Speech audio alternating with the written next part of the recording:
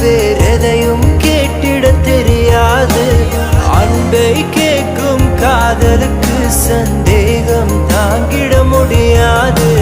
மேடும் பள்ளம் இல்லாமல் ஒரு பாதை இங்கு கிடையாது.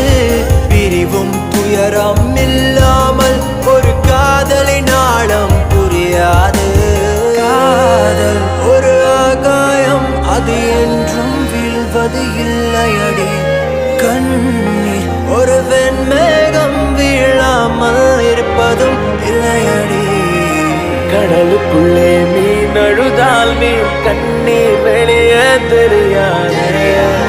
உனை மேல்